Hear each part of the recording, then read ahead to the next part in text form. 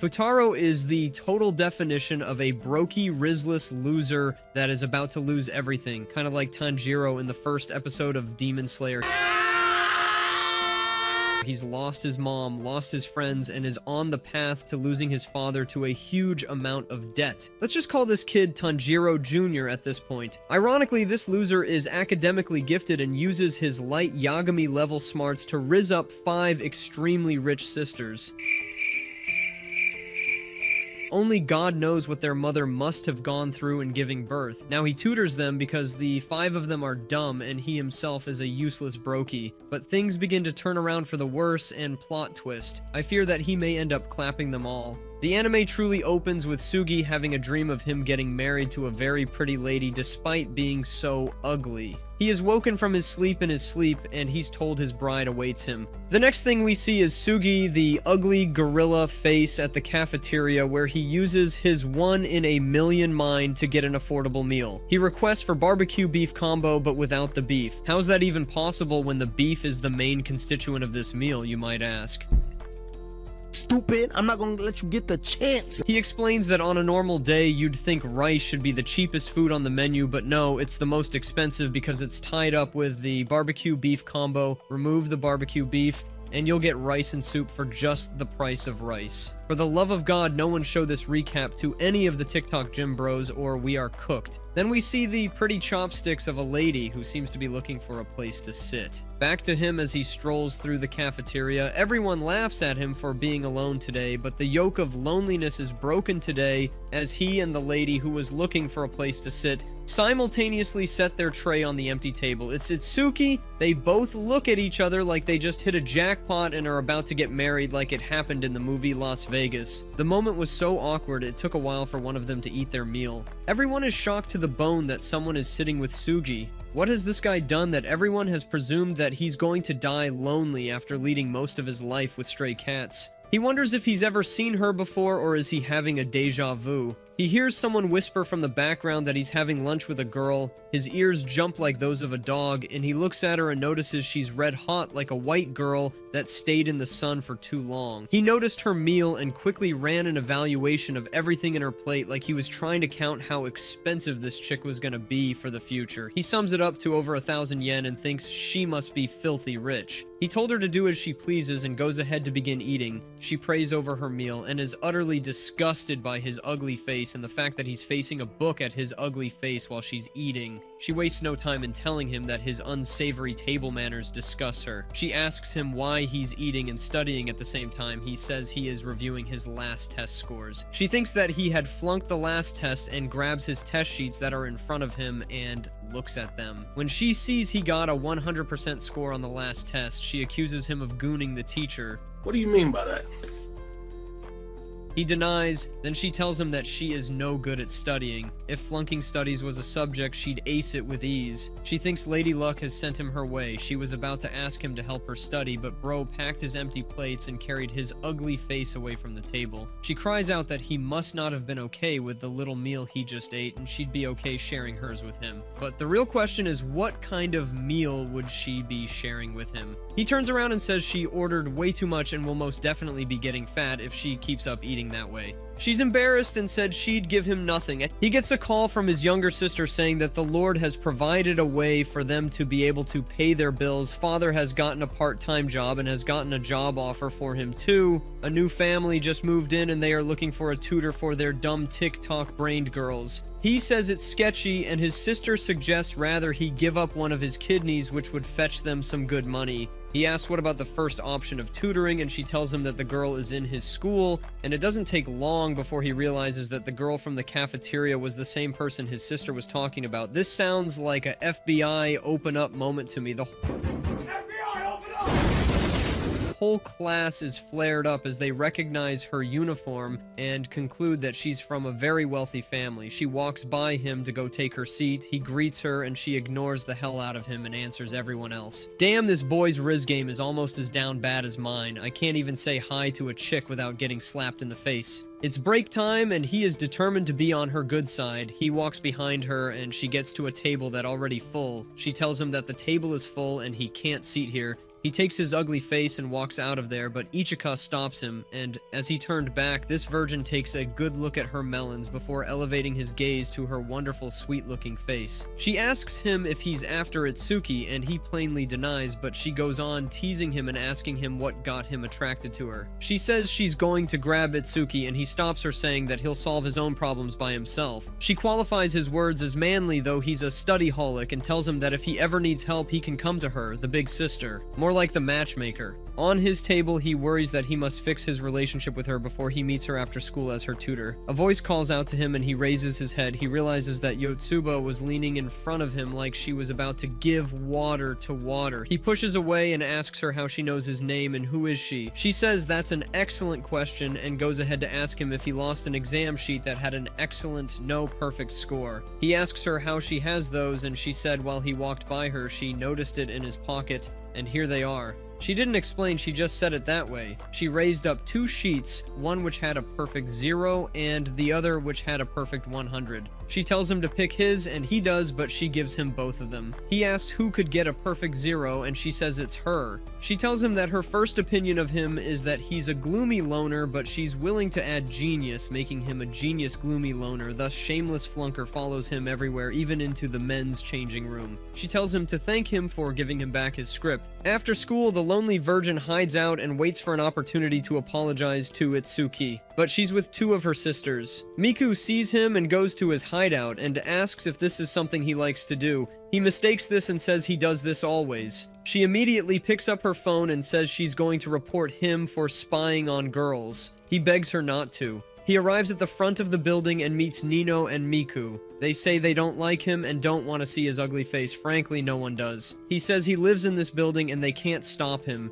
He begins to run into the building and sees Itsuki going into an elevator. He ran as fast as he could but didn't get there on time. He decides to take the stairs and runs up 30 floors to get to them. When she came out 0F the elevator, he calls out her name and tries to apologize for calling her a mama so fat, but he's trying to catch his breath and she seems to be in a hurry and not have his time. One thing leads to another and he's got her backing a wall and him over her shoulder like he's about to confess his love. She tells him that she's got a tutor coming in and has no time to keep looking at his face, talk less of condoning his shenanigans. He tells her that he is the tutor and he's sorry for calling her a big fat mama. She falls on her knees in shock of him being their tutor. She says she can't believe that he'll be their tutor. He picks out the word our in her sentence and the other girls casually walk out of the elevator and see him. He asks what they are all doing here. They say they live here. He says they're friends and share one apartment. Then they burst his bubble by saying that they're quintuplets. He introduces himself as their new tutor and shouts, asking why no one is here at the moment. Yotsuba swipes in and gives him water, saying she's here.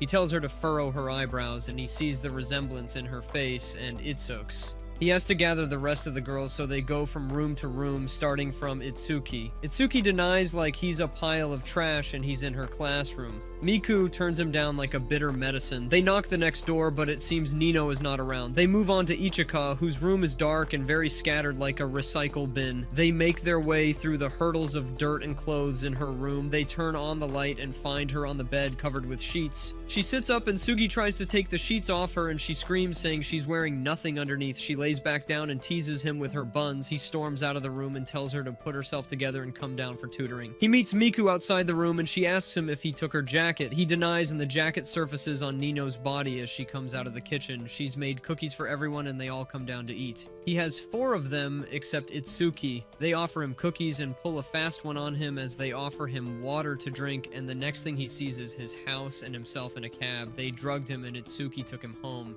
As he came out of the cab, Itsuki tells him to give up tutoring them as it's useless and they don't want to see his ugly face. His sister comes out and sees Itsuki. She got excited and invited Itsuki in for dinner. Itsuki agrees and they go inside for dinner. His dad is there and looks really cool. They all tease him until the dinner date is over. They go outside and Suji's sister Rufia tells Itsuki to return back another time. She gets herself a cab and tells Suji that she kind of understands his situation and doesn't still plan on getting any tutelage from him. She'll study on her own and he can tutor the rest if he likes. He is overwhelmed with happiness and thanks her. He thinks to himself that he just has to make sure they graduate and thinks not all of them need his help, but in reality they all need his help. All 5 of the failures. Now starting like I'm starting afresh. First thing I thought to myself is what good can come out of an anime with the name The Quintessential Quintuplet? The anime opens with 6 people in a living room, a boy and 5 girls. Are they gonna gang clap? But to our greatest disappointment, the protagonist, Uesugi, let's call him Sugi because that name is also weird. He thanks them for coming to the meeting. The girls are all bummed out that instead of clapping them, he's busy tutoring them. They immediately strike a deal.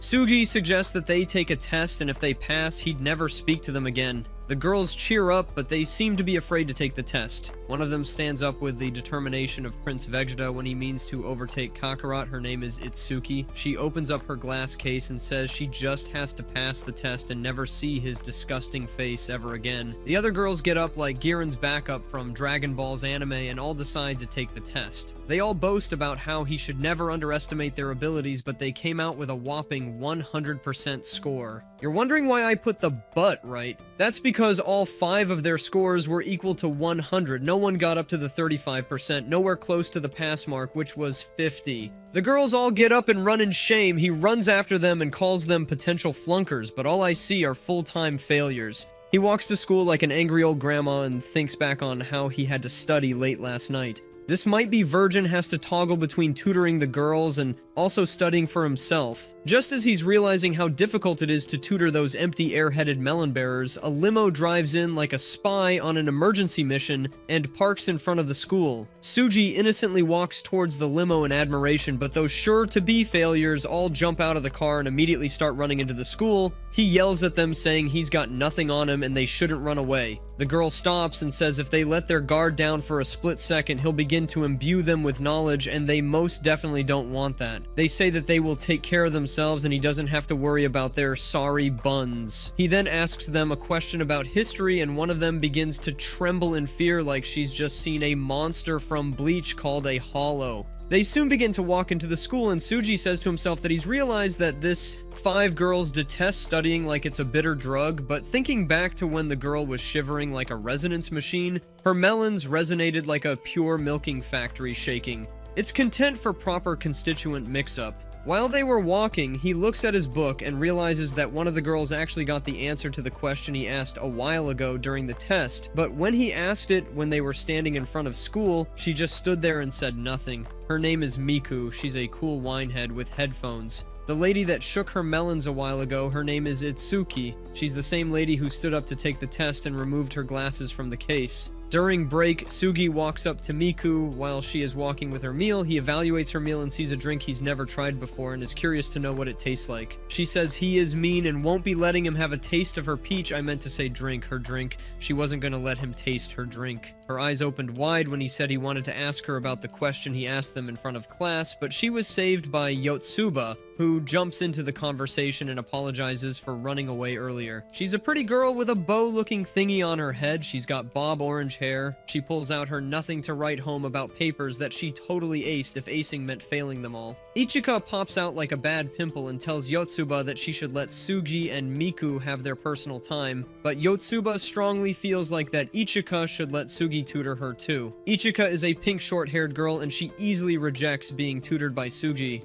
Ichika strongly feels they should not spend all their time in college studying alone. She feels they should also be falling in love and clapping their way through college. Sugi's aura changed like he was about to face a demon lord, and he said that falling in love was the most foolish act of them all. The girls are weirded out and they all ask round if they had anyone to go out with. Yotsuba says she's a lonely breed and has no pair, and then proceeds to Miku, who gets all flustered, says she has no one she's crushing on and runs away. Her sister quickly jumped into conclusion that she's in love and got all hyped up. In class, Sugi worries about the girl's study life. He finds a letter in his locker from Miku. At first, I thought this lowly virgin was gonna get his first confession and get clapped out. While he was also thinking it's a love confession and smiling from ear to ear, Itsuki walks by and catches him grinning like a baby who just got fed. She asks him why he's got such a bright smile. He freaks out and says it's nothing of such. He kept on thinking about it in class. Even when he was solving a math question on the board, he thought it's just a silly prank and shouldn't go along with it. But after school, he magically finds himself at the rooftop where the meeting was scheduled to hold. She showed despite his doubts. She came and led us on. I thought she was about to drop a bomb confession, but she just says she's been meaning to tell him the answer to the question. Sugi was shocked out of his hands, somewhat disappointed that it wasn't a confession. She puts on her headset as she walks away.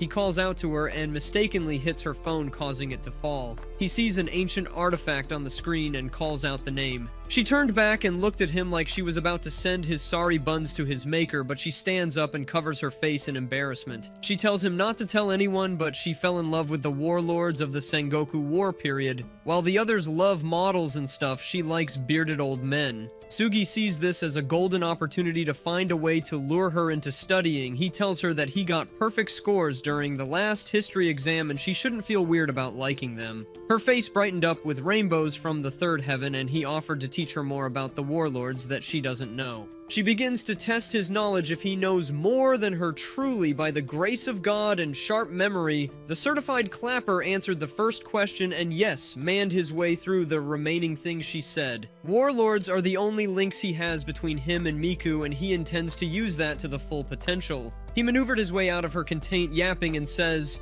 the next study session would be on history, it's just a flimsy lie, but she's naive and buys into it as soon as she hears it. As they walk back, she stops by the vending machine and gets the drink that he saw her with during break and gives it to him. He tests him and he fails woefully. She immediately tells him that he's not abreast enough to be her teacher and walks off like a queen. The heartbroken Sugi, defeated, immediately goes and gets history book to expand his knowledge and never be defeated again. After getting himself, no, that's too simple. After immuring himself with knowledge, he wrote her a letter to meet him at the West Gate. He tells her that this time he'll answer her questions. She took one good look at his ugly face and decided she didn't want none of that. She asks him one question and uses it to run from him. He chases after her, he makes a quick turns and bumps his ugly face right in Yotsuba's melons. He bounces back like he just hit a spring. She tells him to watch where he's going. He immediately asks her if she's seen Miku. She points him the direction Miku went. Here begins sprinting again, and as he got to the entrance, he almost hit Yotsuba again. He takes one good at her and tells her doppelganger is standing not far from there,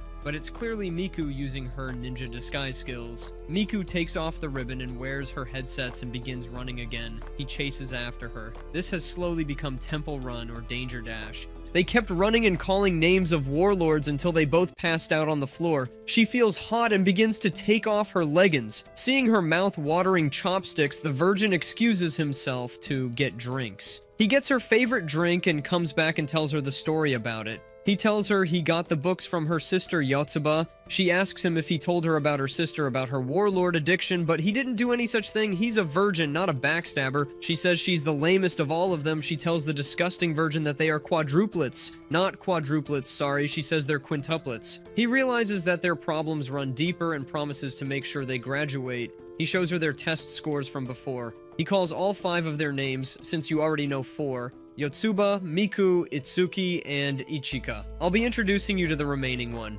Nino, a tall, beautiful lassie with long pink hair. She tells him that he's placing too much faith in the quintuplets. I just hope he gets to clap his way through them. The next day in school, they begin studying, he and Yotsuba alone though, but just then Miku shows up, and now he has to worry about the remaining 3. She goes to a corner and tells him to his ugly face that he has to take responsibility for her study life. She makes a cute pose and he says that he's got this. Yotsuba drew closer to her and asks if he's the one she likes. She looks flustered for a moment, but she looks at his ugly face and says she cannot be crushing over someone so ugly. Sugi arrives for the quintuplets' next tutoring session, but as they are about to dive into the mysteries of algebra, Nino bursts onto the scene like a final boss in a JRPG. She quickly dispatches Yotsuba, Ichika, and Itsuki, much to the dismay of both Sugi and Miku. It feels like watching the infamous Exodia move in Yu-Gi-Oh! Swift and devastating. Nino challenges Miku to a cooking competition with the stipulation that if she wins, they'll abandon their studies. It's like Iron Chef meets My Hero Academia. Nino's dish looks like something out of Shokugeki no Soma, while Miku's resembles one of those dishes from Hell's Kitchen that makes Gordon Ramsay scream. However, in a twist worthy of a sports anime climax, Sugi calls it a draw. This unexpectedly diplomatic decision earns him brownie points with Miku. Sugi then leaves, only to quickly realize he's left his precious flashcards behind. Miku lets him back in, but he stumbles into Nino, who's wearing nothing but a towel. Mistaking him for Miku without her contact lenses, she unloads her frustrations about Sugi disrupting their sisterly harmony, knocking over a precariously stacked pile of books in the process. Sugi heroically dives to save her from the literary avalanche, ending up in the middle of her melons. Itsuki came with a camera in hand, who snaps a picture of them in this gotcha moment like she's a paparazzi from The Melancholy of Haruhi Suzumiya. When the other sisters return, they convene a court-like meeting. Miku, donning her best defense attorney persona, helps Sugi plead his case. After scrutinizing the photo like detectives from Death Note, Ichika and Itsuki join Miku in protesting his innocence. Nino, however, remains the skeptic, her stern demeanor comparable to Vegeta's unyielding pride. She storms off, upset by a comment from Ichika. Locked out but too stubborn to admit defeat, she ends up having a heart-to-heart with Sugi outside. She stubbornly denies his accurate observations about her protectiveness over her sisters. She vehemently declares she will never accept him, regardless of her sister's opinions. Sugi is at home buried in textbooks and flashcards when Itsuki arrives to deliver his tutoring pay. He tries to refuse, claiming he hasn't managed to get all the quintuplets to study, but his adorable sister Raiha steps in with puppy dog eyes that could rival Nezuko from Demon Slayer. Raiha persuades both Sugi and Itsuki to take a break and head to the arcade where they have lots of fun, taking goofy pictures in a photo booth like two lovebirds getting ready to head home and clap. As the day winds down and the sun begins to set, they bump into the other 4 quintuplets, all dolled up in yukata for the upcoming festival. Yotsuba invites Raiha to join them for the fireworks, to which Sugi agrees, but only if they finish their schoolwork first. At the festival, Ichika flirts with Sugi in a way that would make Tamaki Suo from Oran High School Host Club proud, but she then takes a secretive phone call, leaving Sugi puzzled. Meanwhile, Yotsuba muses that Raiha would be her little sister if she married Sugi, a thought that sends Sugi into another universe. Miku takes a moment to explain the significance of watching fireworks together, revealing it's a quintuplets tradition that reminds them of their late mother. Nino then guides Sugi to a rooftop she rented to watch the fireworks, but when the other girls don't show, she reluctantly sends him to find them. His search leads him to Ichika, but a mustachioed stranger chases him away. Next, he finds Miku, who has injured her foot. They're mistaken for a couple by 2 women conducting a survey, and Sugi unknowingly upsets Miku by denying even their friendship. Spotting Itsuki, Sugi rushes to her only to be dragged into an alley by Ichika, who corners him with a kabedon that would make any shoujo fan squeal. She asks him not to tell the others about their earlier encounter. Ichika explains she received a call about an urgent audition and won't be able to watch the fireworks with her sisters. As the mustache man reappears, Ichika hides behind the Virgin. He strikes again and downplays his relationship with the quintuplets, hurting Ichika's feelings. The Brainiac starts to feel the weight of his earlier words to Miku, and the realization hits him harder than a plot twist when Eren found out who the Armored Titan and Colossal Titan was. Meanwhile, the mustache man mistakes Miku for Ichika. Sugi intervenes, declaring that he is the quintuplets partner, stunning both Ichika and Miku. It turns out the mustache man is Ichika's agent, praising her as a talented young actress and revealing her secret job. Sugi tries to convince Ichika to stay, but she insists on going to her audition. He helps her run lines, ironically reading the part of a professor to her grateful student. Ichika arrives late to her audition, but wows the casting panel, making a dramatic entrance worthy of a heroine from a shonen series. When she returns, the festival is over, but Sugi takes her to the park where her sisters are waiting with a mini fireworks set. They forgive her for missing the tradition. Ichika and Miku both reach for the same sparkler, but Ichika gracefully lets go, acknowledging Miku's attachment and promising to cooperate more in their study sessions. With midterms around the corner like an impending boss battle, the Virgin tries to rally Itsuki and Nino to join his tutoring sessions. Itsuki studies diligently on her own, but Nino remains stubborn. After a confrontation over parfits, Itsuki presents Sugi with her phone to communicate with their father Maruo, who warns that Sugi will be fired if even one quintuplet fails their exam. The tension between Sugi and Itsuki escalates, leading to a heated argument where both declare they'll never work together again. Back at the Nakano apartment, the study group plays the game of life, but Nino attempts to kick Sugi out. Ichika pretends Sugi promised to stay overnight to ensure he remains. While Sugi takes a bath, Nino, pretending to be Itsuki, learns about the ultimatum regarding their exams and is delighted that if one fails, they'll never have to deal with Sugi's ugly face and relentless behavior. When they resume studying, Miku asks what kind of girls Sugi likes, and he reveals his preferences in a top 3 countdown, piquing the girl's interest. As they complete their study pages, eager to hear the number 2 Virgin's answer, he describes his ideal traits: always cheerful, good at cooking, and cares about her big brother, essentially describing Raiha, reinforcing his lack of interest in dating. Ichika, not so subtly playing matchmaker for Sugi and Miku, talks to him on the balcony, noting that he he and Itsuki fight because they're so alike. Miku lets Sugi sleep in her bed while she bunks with Ichika for the night. However, after a midnight trip to the bathroom, she forgets and returns to her own room. The next morning, Sugi wakes up to find an angel sleeping next to him. Over breakfast, Itsuki complains about how hard it is to get along with Sugi after their recent argument. Ichika jokingly suggests she disguise herself as Miku to have a heart-to-heart with him. Nino quickly joins in, seeing an opportunity for some fun. Meanwhile, the Virgin wakes up next to Miku in her room, easily recognizing her by her distinct pajamas, like spotting Pikachu's lightning bolt tail. He stealthily exits the room, only to be confronted by Miku, Itsuki in disguise. Not fooled by the shoddy impersonation, the Virgin retreats, leaving Itsuki frustrated that her plans didn't work. Later, Sugi, Ichika, and Yotsuba head to the library. Ichika, with a smirk like rival Light Yagami's, pretends she forgot her pencil case, giving Sugi an excuse to return home and speak with Itsuki. On the way, he bumps into Miku and, trying to avoid embarrassment, fibs that he slept on the living room floor. He finds Itsuki asleep using Miku's headphones and addresses her as Miku to coax her into talking.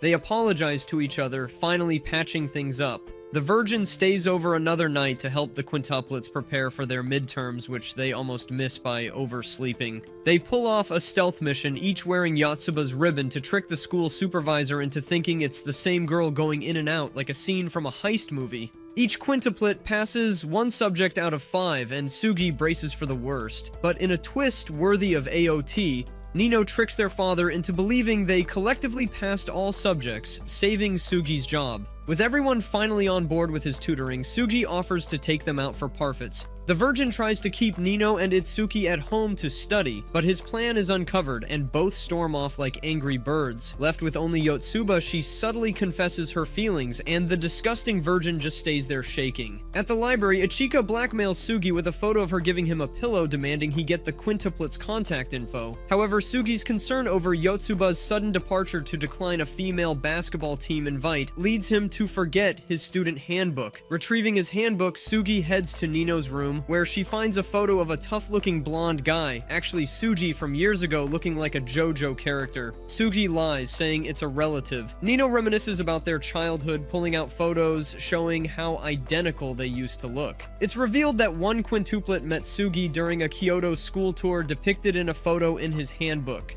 Miku, disguised as Ichika, turns down a classmate, Maeda, who confesses his feelings. Sugi arrives pretending to be Ichika's boyfriend to protect her. Heartbroken, Maeda challenges Sugi to dance with Ichika during the campfire at the camping trip if they're truly dating. Before the trip starts, Raiha falls ill, forcing Sugi to stay behind despite her quick recovery. Determined, the quintuplets insist Sugi join them, so they all travel together. Bad weather traps them on a snowy road, and they stay in a hotel and share a room, sparking a debate about who gets to sleep next to Sugi, ending with everyone surrounding him. A classic scene from Oni-Ai where everyone wants the guy to themselves and wants to clap the daylight out of him. The next morning, Ichika wakes early and, captivated by Sugi's sleeping face, gazes at him tenderly. Itsuki sees them, but unable to identify the girl, thinks someone is giving Sugi a lip-to-lip.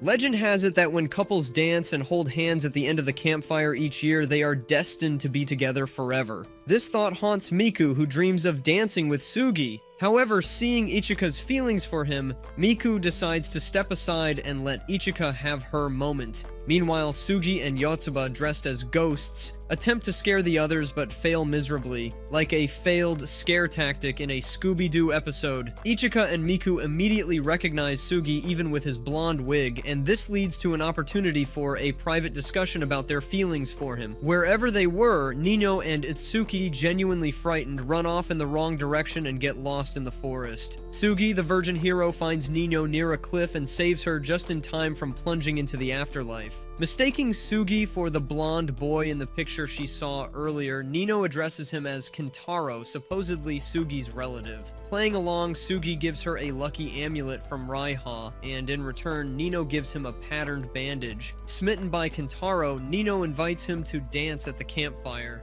Later, ugly-faced Sugi helps Ichika and Yotsuba carry logs for the campfire. Yotsuba, the matchmaker, locks Sugi and Ichika in a warehouse, As fate would have it, Sugi and Ichika find themselves stuck in a warehouse, much like how Natsu and Lucy from Fairy Tail often end up in precarious situations. To keep warm, Sugi lights a fire with some nearby wood. Ichika seizes the moment to express her desire to take a break from school and pursue her acting career. Sugi congratulates her for having the guts to follow her dreams, even if it means stepping into the limelight. Seeing their small campfire, Ichika invites Sugi to dance together, invoking the spirit of Usagi and Mamoru's iconic dance in Sailor Moon. Sugi accepts, but explains the legend about couples who dance at the campfire being together forever. This revelation hits Ichika like a ton of bricks, or rather like a Titan from Attack on Titan. She now understands why the campfire was so important to Miku. While dealing with her guilt, Ichika accidentally causes a large log to collapse. Sugi channels his inner All Might from My Hero Academia and saves her just in time. However, this heroic act sets off the anti-burglar alarm and activates the sprinkler system, completely soaking them. Miku and Itsuki arrive, demanding an explanation that sounds like something from a detective episode of Case Closed. But Sugi and Ichika's drenched state makes it hard for them to believe anything, and chaos ensues. As the excitement subsides, the group decides to go skiing, because why not embrace the madness fully? Ichika catches a cold but sneaks out to make sure Sugi hasn't broken the code of what happens in Vegas stays in Vegas. Sugi, who can't ski to save his life, crashes into a tree, and this impact knocks off the bandage Nino put on him the night before. Nino, spotting this, tries to catch Kentaro, not realizing it's Sugi. Sugi flees from her and hides in a small igloo, where he finds a disoriented Miku. The two, now stuck together due to Nino's relentless pursuit, have a heart-to-heart. Miku realizes just how much Sugi understands her and her siblings, almost like he's been watching their lives unfold like an episode of Clannad. As he leaves the igloo, Miku communicates with Ichika, telling her they need to talk.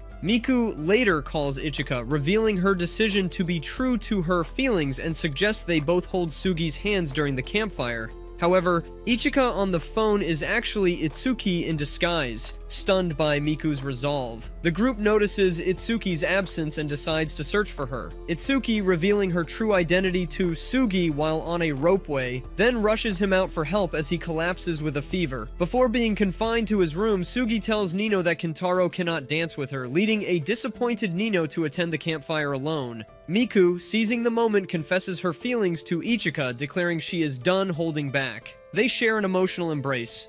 Yotsuba and Itsuki find Sugi's camping guide filled with stories for Raiha, realizing he cherished the trip despite his illness. Itsuki sneaks into the ward to care for him, only to find all the other girls there too, worried about their disgusting virgin as the campfire countdown begins. Years later, at Sugi's wedding, he forgets the ring at home. Raiha fetches it and notices he still wears the lucky amulet she gave him. It is revealed that all 5 girls held hands with Sugi at the end of the campfire years ago. He is now marrying one of them, but her identity remains a mystery, leaving the audience guessing, much like the ending of a suspenseful romance anime. If you like the video, make sure to check out one of these other 2 right here. Also, if you want to see the full plot-filled version, no restrictions, just subscribe to our Patreon in the description below.